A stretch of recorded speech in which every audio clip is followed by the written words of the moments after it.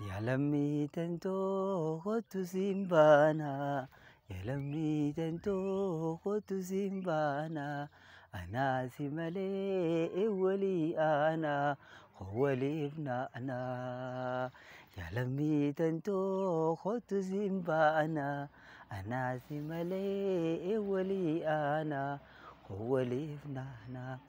وبلغني سلامة بكجر تنتي السلام عليكم ورحمة الله وبركاته أكم قلتن أكم بلتن بقرب سبحانه وتعالى أراني تنجيه جتشا هنو غا أوروميا لفتي أوروميا هنو لفتنا ميرا بريدا خنا قبض يجو خنا جتشا ديني أدى ديني ميلا لما ديني ميلا سديه ديني هندي وني نورتي ولنياتو خنا جتشا خنافو أبليين إسلاما لفتين بريد دوتنا لفتنا بلسون فتشون لفتنا رتي أبات هونغا ديرك أمنا ما لفتنا كابو هنداتي خنافو أبليين جباچو قبنا ما لف لفا بريد دوتنا نمني خنجر رابيلهيتي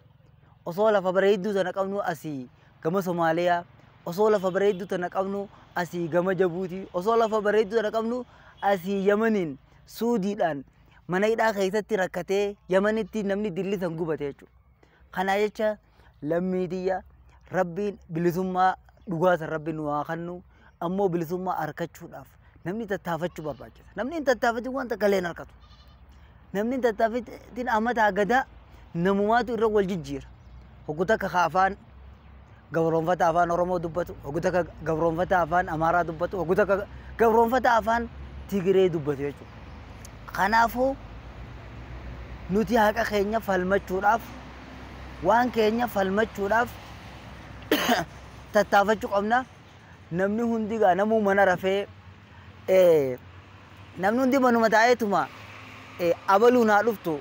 anqofti yoon keessaa hafee humaan ta'u yoon wauma gartee namni dalage sheer yoon godhe bilisummaa nu dhufte jennee yaaduun sirriidhaa miti. Ganda tokkootu masgiida ijaarra jedhee walitti dhufee jira.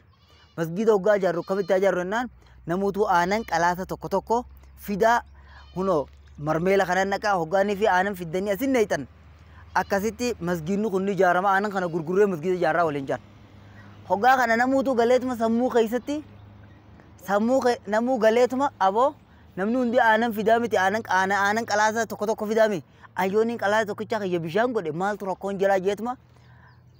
fidee namuutu akkasuma jee buleetan ganama hoggaanii fi ka'an dhufaniituma ganama hoggaanii fi irraa bananii ilaalan guutuu bishaan akkuma namuu kiyya bishaan kiyya qoftiin bishaan yoo keessa makame maal qaba jechuudhaani namni hundi waan kana godhachu. Kanaaf obboleeyyan akkasigaa bilisummaan teenyaas bilisummaan uummata keenyaatis naa achitti haa dhuftuuhi nama nan ta'iniin haa dhuftu jechuun dubbiin isii akkana fakkaatti kanaa acha haa qabsooynu biyya teenya irratti abbaa ta'uu qabnaan ja'a. Wassalaamu alaikum ورحمة الله وبركاته.